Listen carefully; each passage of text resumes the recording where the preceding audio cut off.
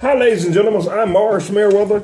I apologize. I'm running late today for class, and I just got in from shopping because today's subject, I'm going to step on some toes, and I knew it. So I decided that I'll just get the shoes and let you know I got some lady shoes here. If you like black, comfortable shoes. Then if black is not your color and you like gray, I got some gray comfortable shoes here. And then, guys, I tell you what, also, I got some tennis shoes here. And if you want to run from the subject today, I got those for you. And if it get real deep, and I know it's going to get real deep because you're in the class of Straight Talk, I bought some boots because it's going to get pretty deep today.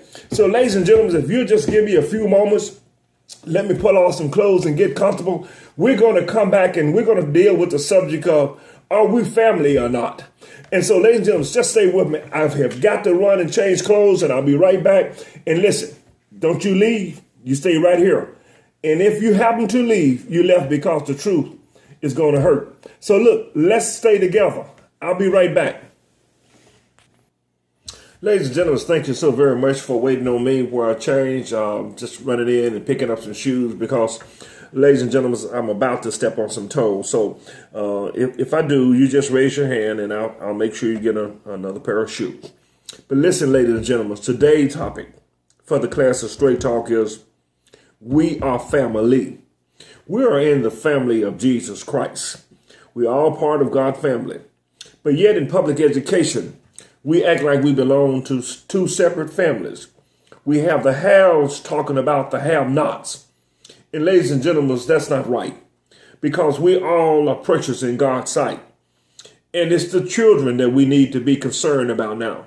We as the adults now, and I look at my age, we've had a chance at life. It's the children's chance. We need to make sure they have the best quality of life, and the way to make sure that they have that, number one, that they have Christ in their life, and number two, that they have the best education that they can possibly receive. So, ladies and gentlemen, let me ask you this question. Are you acting like you are a member of God's family, or are you a member of the devil's family? Because, ladies and gentlemen, there is but one family, and that's God's family. He is our Father, and we are his children. My question is, as I ponder this, why do we talk so much about children? We always pointing our fingers and saying it's the parents. Those kids who live over there across the track. We're better than they are. We had to have taught our children that they was better than certain children at school. They wouldn't treat certain children a certain way. You know, a child is this way. If you don't tell them any better, they won't know any better. So if you explain to them that there's a different in the backgrounds, different in the race, different where you live, different who your parents are, different where you work, different what church you go to, then they will grow up that way. The Lord said in his word, let the wheat and the tare grow together, and he'll do the separate. He's going to separate us. We might as well pretend that we know better, or we need to act like we better. That we know better than what we're teaching our children. We know better than we're treating certain children in the public education system. Ladies and gentlemen, listen here. We're coming to the close of another school year all across this country. And we'll be gearing up. In just a few months from now, we'll be gearing up for another school year. Will we come back with the same behaviors and attitudes? Certain kids are better than other kids. My kids are better, so I'm going to put them in private school. My kids deserve better. I can afford it, so I'm going to put them in private school. Those kids over here, they're not as much as my children. I really don't care what happened to them. I'm going to hire a superintendent that would allow their system to decay, and eventually they'll have to close those schools. We're going to make sure that they allow us to have the best teachers out of those schools so that we can put them in our school and our kids can get a better education, live in a better environment. Ladies and gentlemen, we are all family in God, our sight. And it's just a shame that we allow ourselves to be fooled. But ladies and gentlemen, listen here. Talking about children don't help anything. We have got to make sure that every child get the best education. If I would ask those that have been able to put their kids in better schools, do you think that all children are the same? Oh, yes, Miss Merriweather, they're all the same. Then why are you acting different around them? Why are you talking about them? Why are we not praying for them? Why are we not helping them? It just does not make sense, ladies and gentlemen. But listen, just a few days ago, we was in church all together and praising God and reading our Bible. But yet, just as soon as Monday morning come, we're back to hurting public education. We're back to pulling down public education and bringing up private schools and academy. Ladies and gentlemen, that is just wrong. Let me say this, ladies and gentlemen.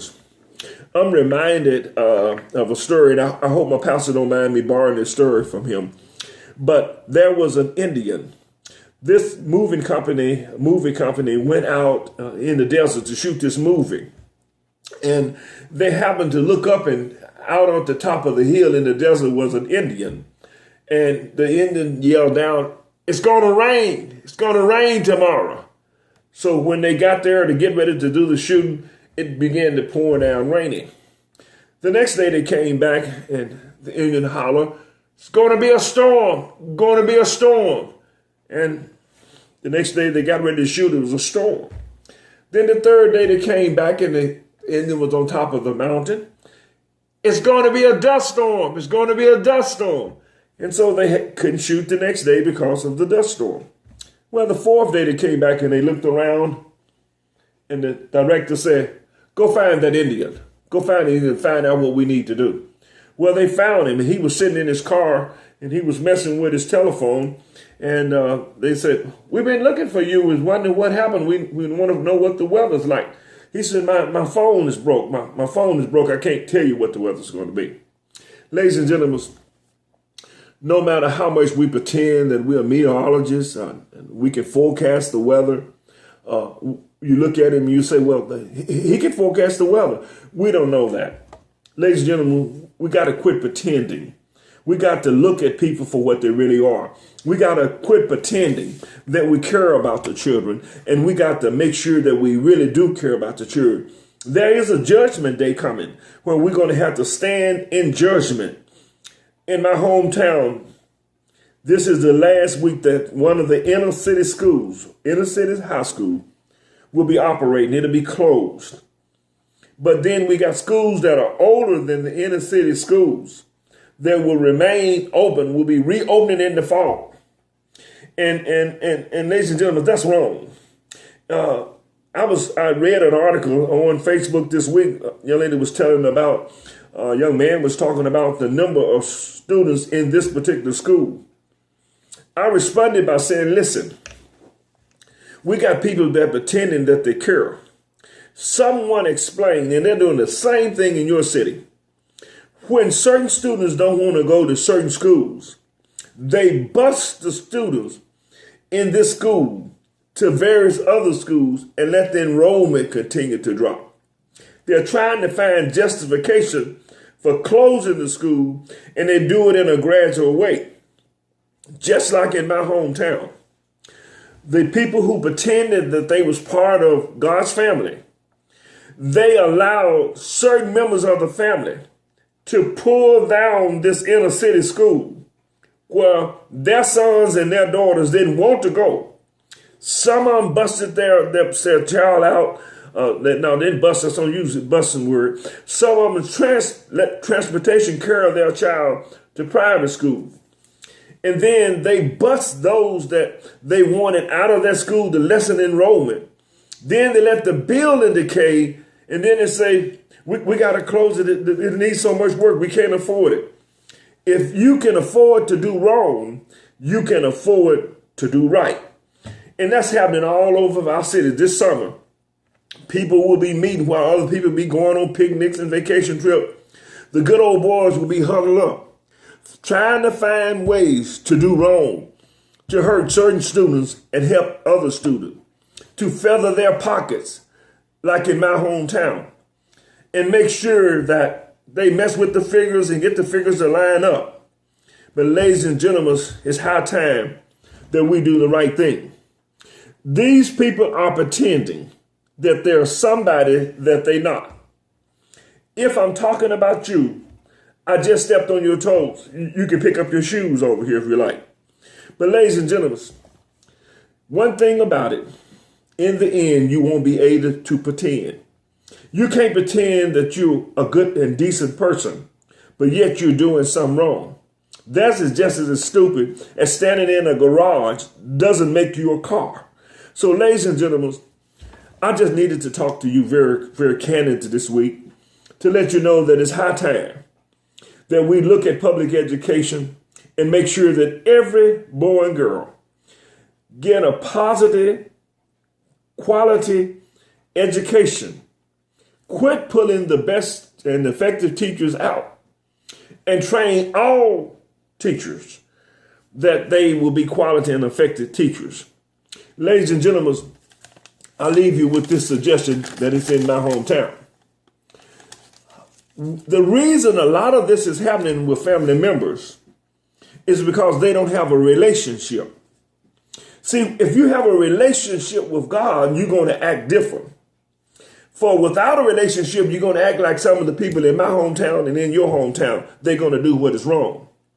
I made sure that in my school, if you did not want to have and develop a relationship with the staff and with the children, you couldn't work at my facility. But now it's based upon friendship. It's based upon superintendents sending certain people in to work. Ladies and gentlemen, it's wrong. It's time for a family reunion. Let me tell you this, that inner city school that they was closing, I have tried to talk to some people in the community. And ladies and gentlemen, you need to be talking to them in your community with some of the schools that they're closing. Can you imagine this suggestion? What if, and I'll just deal with my county, what if the inner city schools that are there closing because certain students don't want to attend school there? What if they turn that school into an academy to train teachers how to be effective with all students? Can you imagine that in my hometown, in the surrounding town, Memphis and Nashville, Chattanooga, Knoxville? There's not such a school around here that I'm aware of where that teachers can come in and be trained, that we can have on-the-job training. Therefore, you can come and have your pick of teachers, and you will get to see the record showing what did they do in this situation? How did they handle this situation? Did they ever make suggestions? What would they do in a situation of this nature? Can you imagine that we'll be able to have teachers that are quality teachers in every school? Then it would be no need for private school. If everybody do what's right, teach every child as if that child was their child, we wouldn't need private school. We would need to steal from one school and give to another school. That would assure more family members would be able to make it into the kingdom as well. But ladies and gentlemen, I have not found one individual that's willing to buy that suggestion because it makes me feel like maybe we don't want quality teachers in all of the schools. But ladies and gentlemen, it's high time we do what's right. The clock on the wall says it's time for me to go. Please, if you need some shoes and I stepped on your toes today, please give me a call because I've got your shoes here waiting. Ladies and gentlemen, again, I'm Morris Merrill, the host of Straight Talk in room 503 and the author of Enough is Enough. Public education has spiraled out of control. You may see my videos on www.morrismerriweather.com, or you can type in my name at Facebook, or you can go to YouTube and type in Straight Talk in room 503. There is now approximately 51, and this will make 52 videos up. And we're going to continue to bring you the unadulterated truth. And remember, we are family. Take care until next week. We'll see you then.